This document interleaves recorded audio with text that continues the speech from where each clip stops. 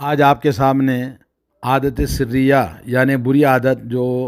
نوجوانوں میں عام طور پر اپنے ہاتھ سے منی خارج کرنا، جس کو مشت زنی کہتے ہیں، اس سلسلے میں ایک سوال ہے۔ میں ایک 18 سال کا نوجوان ہوں اور 3 سال کا عرصہ ہوا کہ جب میں نے مشت زنی شروع کی تھی۔ میں کبھی اس میں نفس کے لیے راحت محسوس کرتا ہوں اور بسا اوقات مجھے ضمیر ملامت کرتا ہے اور میں شرم محسوس کرتا ہوں، اور کبھی میں یہ کام کرنے کے بعد غسل کر لیتا ہوں اور کبھی نہیں کرتا۔ پلیز آپ مجھے جواب سے مستفید فرمائیے اور اس سلسلے میں مجھے کیا حکم ہے۔ الحمدللہ رب العالمین۔ یہ مشت زنی کا جو جواب ہے یہ ہے کہ عادت سریہ یا مشت زنی حرام ہے، اور ماہر اطباء اس بات کا اعتراف کرتے ہیں کہ اس کے نقصانات بہت زیادہ ہیں جو انجام کار صحت کو برباد کر دیتے ہیں، اور اللہ تعالیٰ نے ایمان والوں کے لیے صاف فرمایا ہے والذین هم لفروجہم حافظون الا علی ازواجہم او ما ملکت ایمانہم فانہم غیر ملومین فمن ابتغى وراء ذلک فاولئک هم العادون۔ اور جو لوگ اپنی شرمگاہوں کی حفاظت کرنے والے ہیں مگر اپنی بیویوں سے یا کنیزوں سے جو ان کے ملک ہوتے ہیں، ان میں انہیں کوئی ملامت نہیں، اور جو لوگ ان کے سوا اوروں کے طالب ہوں تو یہی لوگ حد سے تجاوز کرنے والے گنہگار ہیں۔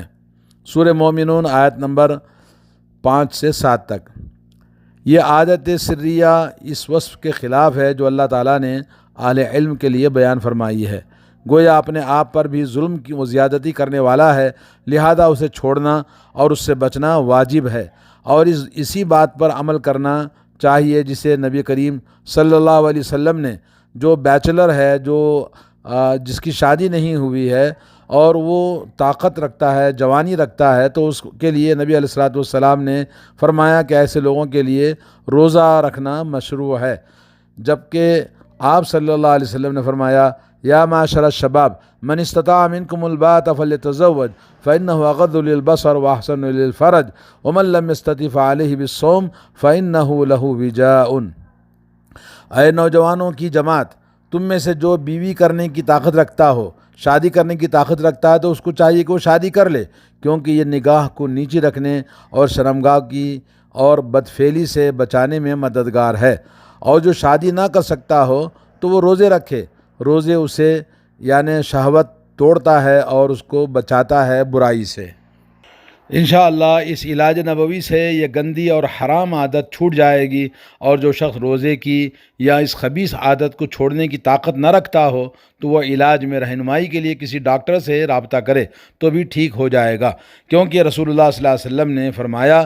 ما انزل اللہ داء الا انزل اللہ لہ شفاء علمہ من علمہ من علمہ وجہلہ من جہلہ۔ اللہ تعالیٰ نے کوئی ایسی بیماری نہیں اتاری جس کا علاج شفا نازل نہ کی ہو۔ جس نے اسے جان لیا سو جان لیا، اور جس نے نہیں جانا وہ جاہل رہا۔ شریعت اسلام نے اس کو حرام قرار دیا ہے کیونکہ اس میں دین کا، بدن کا، مال کا اور اس کی عزت و آبرو کا نقصان ہوتا ہے۔ علامہ ابن قدامہ نے اپنی کتاب المغنی میں لکھا ہے اگر اپنے ہاتھ سے مشت زنی کرے تو اس نے حرام کام کیا، لیکن جب تک انزال نہ ہو اس کا روزہ نہیں ٹوٹے گا۔ ہاں اگر انزال ہو جائے تو روزہ ٹوٹ جائے گا۔ ابن تیمیہ رحمۃ اللہ علیہ نے اپنے فتاویٰ میں کہا کہ رہا مشت زنی کا مسئلہ تو وہ جمہور علماء کے نزدیک حرام ہے۔ علامہ محمد شنقیطی رحمۃ اللہ علیہ اضواء البیان کتاب میں سورہ مومنون کی آیت نمبر 1 سے آیت نمبر 7 تک تفسیر کرتے ہوئے فرماتے ہیں آیت کا عموم مشت زنی کی ممانعت پر دلالت کرتا ہے، جس کو عام طور پر نوجوانوں کے اندر یہ بیماری پائی جاتی ہے، کیونکہ جس شخص نے اپنے ہاتھ سے لذت حاصل کی حتیٰ کہ اس طرح کہ اس کی منی نکل آئی، تو اللہ تعالیٰ نے جو کچھ اس کے لیے حلال کیا تھا اس نے اس کے علاوہ اور غلط راستہ اختیار کر لیا، لہذا وہ مذکورہ آیت کریمہ کے روح سے زیادتی کرنے والوں میں سے ہے، اور یہی سائل کے سوال کی صورت ہے۔ علامہ ابن کثیر رحمۃ اللہ علیہ نے ذکر کیا کہ امام شافعی اور ان کے متبعین نے اسی آیت کی روشنی میں مشت زنی کی ممانعت پر استدلال کیا ہے۔ علامہ قرطبی رحمۃ اللہ علیہ محمد بن الحکم نے کہا ہے کہ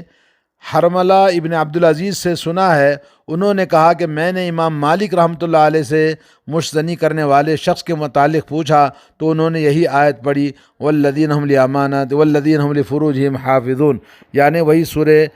مومنون کی ابتدائی آیتوں میں اللہ نے بیان یعنی جو لوگ اپنی شرمگاہوں کی حفاظت کرنے والے ہیں، تاآں کہ فرمایا وہی لوگ حد سے نکل جانے والے ہیں۔ اہل علم امام مالک اور امام شافعی وغیرہ نے اس آیت سے یہی مشت زنی پر استدلال کیا ہے، جو اس کا کتاب اللہ سے استدلال صحیح ہے، جس پر قرآن کا ظاہر دلالت کرتا ہے، اور کتاب اللہ میں یا سنت میں ایسی کوئی چیز وارد نہیں ہے جو اس سے معارض ہو، یعنی اجازت ملتی ہو مشت زنی کی۔ اور علامہ ابو الفضل عبداللہ بن صدیق الحسنی ادریسی اپنی کتاب الاستقصاء لأدلة تحریم الاستمناء پر لکھتے ہیں کہ مشت زنی کی حرمت اور اس کی دلیل مالکی، شافعی اور احناف اور جمہور علماء کا مذہب یہ ہے کہ مشت زنی حرام ہے، اور یہی وہ مذہب ہے جس کے علاوہ کوئی قول جائز نہیں۔ اللہ تعالیٰ کی توفیق سے ہمیں اس بات کو سمجھنا چاہیے۔ گویا قرآن کریم میں کنیزوں اور بیویوں کے علاوہ کسی اور کے طریقے سے شرمگاہ کا استعمال کرنے کی حرمت اللہ تعالیٰ نے بیان کی ہے۔ اس میں کوئی شک نہیں کہ مشت زنی ان دونوں قسموں کے علاوہ ہے، اور لہذا یہ حرام ہوئی، اور اسے چاہیے کہ نص قرآنی سے آدمی اپنے ایمان کی، اپنی غلطی کی، اپنے گناہ کی اصلاح کر لے۔ مزید اپنی کتاب الاستقصاء لأدلة تحریم الاستمناء میں لکھتے ہیں، علم طب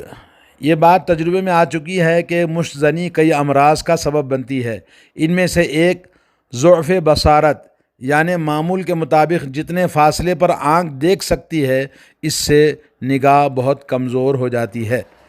دوسری بیماری عضو تناسل کی کمزوری ہے۔ اس میں ڈھیلا پن پیدا ہو جاتا ہے نوجوان کے لیے، خواہ یہ جزوی طور پر ہو یا کلی طور پر ہو، اور مشت زنی عورتوں کی طرح یعنی نامرد ہو جاتا ہے، جیسے ہجڑے خنثی ہیں اور جی چھکے جیسے کہتے ہیں ویسے ہو جاتا ہے، کیونکہ اس میں وہ اہم مردانگی امتیازی چیزیں ناپید ہو جاتی ہیں جس کی بنا پر اللہ تعالیٰ نے مرد کو عورت پر فضیلت بخشی ہے۔ وہ شادی کے قابل نہیں رہتا، اور اگر بالفرض شادی کر بھی لے تو کما حقہ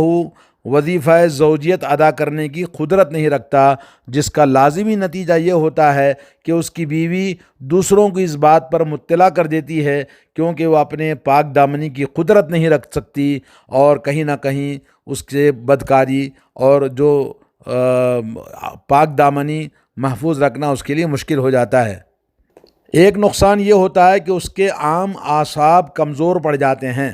اور جو اس فعل کے نتیجے کے طور پر پیدا ہوتے ہیں، اور ایک یہ کہ اس کے معدے میں اضطراب پیدا ہو جاتا ہے، جو معدے کے عمل کو کمزور اور نظام ہضم کو خراب کر دیتا ہے، اور یہ کہ اس کے اعضاء کی بالیدگی رک جاتی ہے، یعنی اس کے اندر بڑھوتری نہیں ہوتی ہے، اعلی تناسل اور خصیتین کہ وہ اپنی بالیدگی کی حد کو نہیں پہنچ پاتے، یعنی وہیں ٹھٹر جاتے ہیں۔ اور یہ بھی نقصان ہے کہ خصیتین میں مادہ منویہ سوزش پیدا ہو جاتی ہے، اور ایسے شخص کو بہت جلد انزال ہونے لگتا ہے، خواہ مخواہ چھوٹی چھوٹی چیزوں سے، حتیٰ کہ اس کے ذکر کو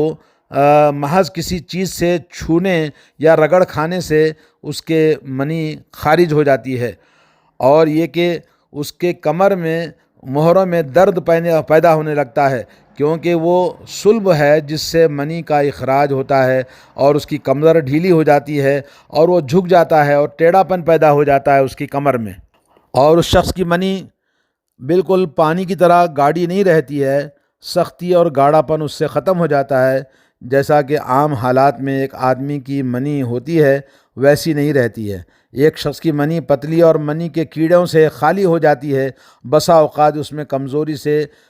کیڑے پیدا نہ ہونے کی وجہ سے حمل ٹھہرانا بہت مشکل ہو جاتا ہے، اگر ان سے حمل ٹھہر بھی جائے تو ان سے کمزور بچے پیدا ہوتے ہیں۔ اسی لیے ہم دیکھتے ہیں کہ مشت زنی کی اولاد ان لوگوں کی بنسبت اور جو سیدھے سادے صحت مند اپنے بچے پیدا کرتے ہیں، وہ صحت مند جو بچے پیدا ہوتے ہیں بڑے طاقتور اچھے ہوتے ہیں، اور جو مشت زنی والے لوگ ہوتے ہیں ان کے بچے بہت ہی کمزور اور لاغر ہوتے ہیں۔ اور مشت زنی کرنے والا، عادت سریہ کرنے والا کا نقصان ایک یہ بھی ہے کہ اعضاء میں راشا پیدا ہو جاتا ہے، جیسے دونوں ہاتھوں میں یا دونوں پیروں میں اس کو کانپنے لگتے ہیں، راشا پیدا ہو جاتا ہے، اور ایک مغزول والی غدود میں، یعنی مغز والی غدود میں ضعف پیدا ہوتا تھا، جس سے قوت با کی مدد کمزور ہو جاتی ہے، اور ایسا شخص ذہین ہونے کے باوجود قلیل الفہم، اس کی عقل کمزور ہو جاتی ہے، بسا اوقات انہیں مغز والی غدود کے مغز سے خالی ہونے کی وجہ سے عقل میں خرابی اور پاگل پن ہو جاتا ہے۔ ان تصریحات سے سائل پر یہ بات واضح ہو جائے گی کہ مشت زنی کے حرام ہونے میں کوئی شک کی گنجائش نہیں ہے، جس کی دلالت اور قرآن سے اور علماء اور ائمہ کے اقوال سے اور اسی طرح سے محدثین اور اسی طرح تمام اہل علم کے نزدیک حرام ہے، اور میڈیکلی، فزیکلی اور سائنس کے اعتبار سے بھی وہ انسان بہت سارے نقصانات کا سامنا کرتا ہے۔ اب آئیے کچھ اور تجربہ میں بتاتا ہوں۔ ایک شخص کو میں نے دیکھا جو یہاں پر بہت زیادہ صحت مند نوجوان تھا، لیکن وہ دبلا پتلا ہوتے ہوتے پاگل ہو گیا تھا۔ بعد میں اس کو زبردستی اٹھا کر یہاں سے